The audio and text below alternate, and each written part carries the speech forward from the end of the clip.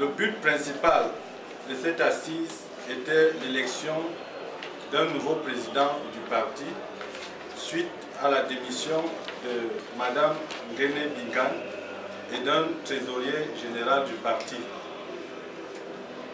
Les articulations de cette assemblée ont été les suivantes. Lecture de l'autorisation à tenir l'Assemblée générale extraordinaire de la CDC. Lecture du rapport des activités de la CDC, des précédentes activités de la CDC par le secrétaire général du parti. Lecture de la lettre de démission de Mme Nguéné Bingan à la présidence du parti. Élection d'un nouveau président du parti. Élection du trésorier général du parti. Présentation des membres du comité central. Mot d'un membre du comité central. Mot du président élu. Hymne national du Cameroun et clôture de la réunion. En vertu des assignations des statuts, c'est-à-dire les pouvoirs que lui donnent les statuts, je parle bien de la section 5 qui parle du président national. Je pourrais vous lire, avant de vous faire état, n'est-ce pas, des décisions qu'il a eu à prendre. Que s'il a pris ces décisions, c'est en vertu des pouvoirs que lui confèrent les statuts. Article 30. Le président national représente le parti dans tous les actes de la vie politique, civile et judiciaire. Par définition, il est l'organe exécutif du parti. Il convoque la tenue du congrès, fixe l'ordre du jour et le lieu des assises de celui-ci. Il oriente et définit la ligne de la politique nationale du parti. Les stratégies, transplante les tactiques politiques, coordonne l'action des structures centrales et annexes, analyse les réactions et les écarts des objectifs politiques fixés en conformité des options retenues. Il veille à la bonne marche du parti, notamment à l'application des décisions du Congrès et du comité directeur national. Il préside les réunions du comité directeur national. Il nomme ses conseillers spéciaux dont le nombre ne peut en excéder 3, ainsi que les conseillers techniques et les chargés de mission. Il nomme les coordonnateurs régionaux. Il peut déléguer une partie de ses pouvoirs au vice-président du comité directeur national, au président des commissions permanentes, aux conseillers spéciaux, aux conseillers techniques et aux chargés de mission. Pour l'exercice de ces missions, le président national dispose de la direction du siège et d'un secrétariat politique permanent. C'est donc en vertu de ces dispositifs réglementaires relevant, n'est-ce pas, des statuts de notre parti que le président national a pris certaines... Le parti est nouveau, mais chacun d'entre nous doit porter le poids des responsabilités qui sont les siennes par rapport au changement que nous voulons au Cameroun. C'est facile de dire qu'il faut que le Cameroun change, mais il va changer avec nous, par nous. Voilà des responsabilités qui ont été confiées aux uns aux autres. Il s'agit maintenant de s'affirmer sur le terrain. De manière concrète, de quoi s'agit-il? Tous ceux qui ont été nommés dans les régions citées doivent être responsables de la création des organes de base dans ces régions. N'attendez pas que le président national vienne dans la MIFI. Si on vous a nommé dans la MIFI, sentez-vous responsable d'animer le parti entièrement. Évidemment, selon la mesure de nos moyens, on va vous épauler. Mais n'attendez pas que les gens viennent de Yaoundé. Le président national va se déplacer. Non, c'est vous. Parce que, en vous nommant, je me suis dit que vous portez le poids du parti en vous. Et qu'en vous, vous avez aussi le souci d'un vrai changement. Et attendez-vous aux difficultés.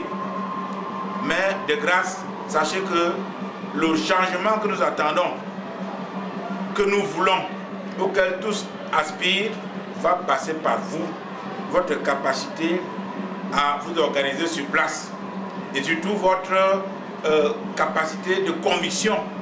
Il faudra convaincre les gens du bien fondé de nos idéaux et la justesse de notre vision. Et il faudra pour cela s'imprégner d'abord de cela pour pouvoir le distribuer à ceux qui seront en face de vous. Et je crois que nous allons avoir une réunion au plus tard dans 2 semaines pour nous imprégner la doctrine profonde du parti. Tous ces membres qui ont été nommés, je vais voir avec le secrétaire général comment on va organiser notre réunion pour l'imprégnation à la doctrine du parti et les méthodes d'approche pour pouvoir créer des organes de base.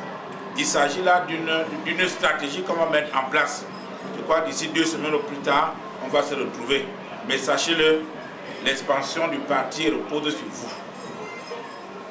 C'est vrai que dans certaines régions du pays, on appelle le président national le matin, le soir, je l'ai dit écouter. Le président national a son rôle à jouer. Et les responsables seront nommés pour que sur le terrain, on puisse voir l'action du parti. Donc je crois que c'est une réponse des sollicitations qui viennent de toutes parts. Quelqu'un a dit appel du peuple, mais moi je sens plus l'appel du peuple que l'appel du peuple dont on a parlé l'autre jour. Parce que nous, on ne fait pas dans l'émotion de soutien, mais nous sentons le peuple appeler au secours. Nous sentons le peuple demander l'organisation afin de pouvoir relever les défis électoraux qui arrivent. On ne sait pas. 2010, 2011, on ne sait pas. Mais dans tous les cas, nous devons nous sentir prêts à toute éventualité. Et le travail commence aujourd'hui par votre nomination. J'en ai terminé. En bref, en attendant, n'est-ce pas, c'est les 2 pôles de stratégie qu'il faut dans un parti. Alors, on ne peut pas, si quelqu'un a le langage facile, cette table ronde dans les débats politiques, ce sont ces organes que nous entendons, leurs compétences, de ceux qui sont, de leur de Maître Nanaki à une élaboration unique. Nous n'en serons pas déçus à se mettre à l'aise.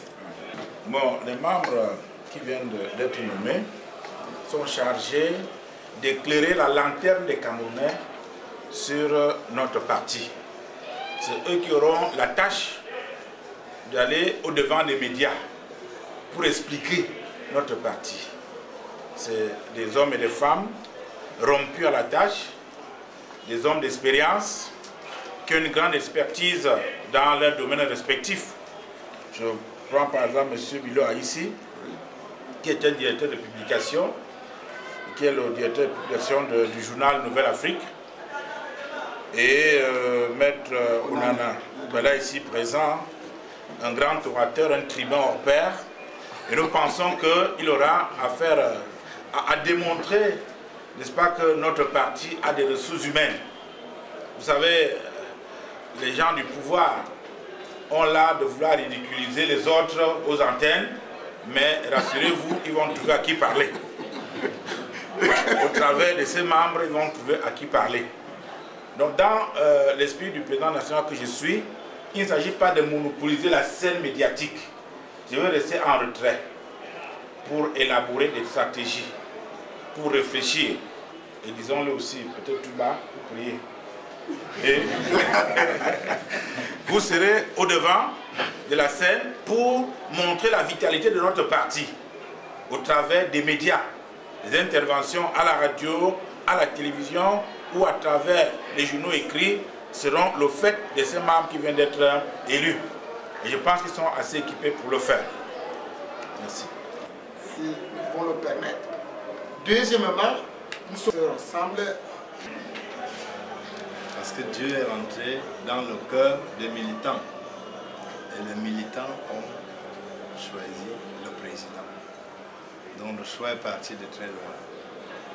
Si donc le président à son tour procède à ces nominations, elles viennent de la même source, viennent de Dieu. Maître, s'il vous plaît, je sais que donc, un ton très haut. Je vous oblige à écouter. Donc je disais donc que j'ai remercié du fond du cœur la création de ce parti qui est salutaire. Nous sommes dans cette salle aujourd'hui, mais je sais que bon nombre de Camerounais se retrouvent dans une soif. Le président a dit beaucoup de choses, mais j'en ai retenu quelques-unes. Le Cameroun a besoin de quoi? Le Cameroun a certainement besoin de changement. Mais le changement dans la mentalité d'abord.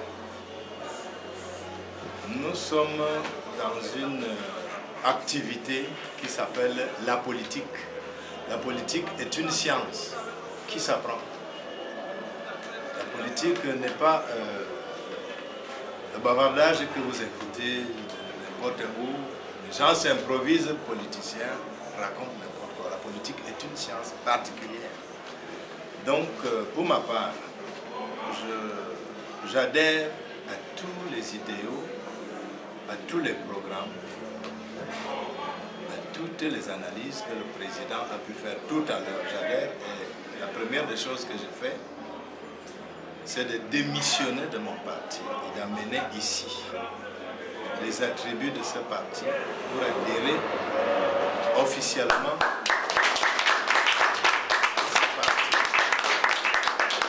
Je pense pour ma part que ceux qui se retrouvent ici devraient pouvoir se départir de ces gangrènes pour essayer de bâtir à nouveau un processus qui peut sauver économiquement le Cameroun, sauver même socialement. Le Cameroun, quand on dit qu'il est un pays, une Afrique en miniature, on n'est pas profondément inspiré. Le Cameroun a tout ce que l'Afrique possède et en très grande quantité. Si le Nigeria est apparu à un moment donné premier producteur, première réserve de pétrole d'Afrique, suivi de la Libye, et qu'aujourd'hui la Guinée équatoriale se retrouve là avec le Gabon et le Congo. Les réserves du Cameroun, il faut le dire, il faut dire la vérité aux gens, parce que nous essayons de suivre. Les réserves de pétrole seulement du Cameroun sont les plus importantes d'Afrique. C'est une société américaine, Chevron, qui a retrouvé une roche pétrolifère au large du Cap Cameroun, à l'entrée de Douala, dans les îles Manoka. Une roche qui se trouve à 6000 mètres, qui est à la fois offshore, dans l'eau, et jusqu'à Yabassi. Vous comprenez? Nous ne pouvons pas avoir tout autour de nous des gens, alors que c'est nous-mêmes qui avons la marmite qui prépare tout ça. Donc, il ne manque que l'organisation dans notre pays. L'organisation, nous n'avons même pas les statistiques. Combien d'hommes il y a dans ce pays? Combien de femmes? Combien d'enfants? Combien d'hommes énergiques? Si vous demandez au président Sarkozy combien de coqs il y a en France, il peut vous dire.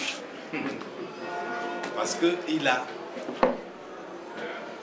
fait le recensement de tout ce qu'un pays comporte. Parce que quand il faut aller au marché, nous sommes dans un pays qui doit faire le marché, l'économie de son pays. Vous comprenez? Nous avons quelque chose à présenter. Combien d'hommes valides, combien d'hommes compétents nous avons dans ce pays? Nous en avons. Vous avez des pays comme le Japon qui n'ont aucune ressource, qui n'ont que les hommes. Le Japon est deuxième mondial en économie. Il n'y a que les hommes. Dans un pays où on laisse les hommes à l'arrière-plan, je crains qu'on soit un jour en train de vendre le titre foncier de ce pays. Oui. Si ce n'est pas déjà vendu. Nous pouvons donc nous battre ici pour utiliser, pour envisager une stratégie nouvelle, parce que nous pouvons le faire. Cette stratégie nous permet de connaître quelles sont les maladies du Cameroun, défaillances dans l'ensemble.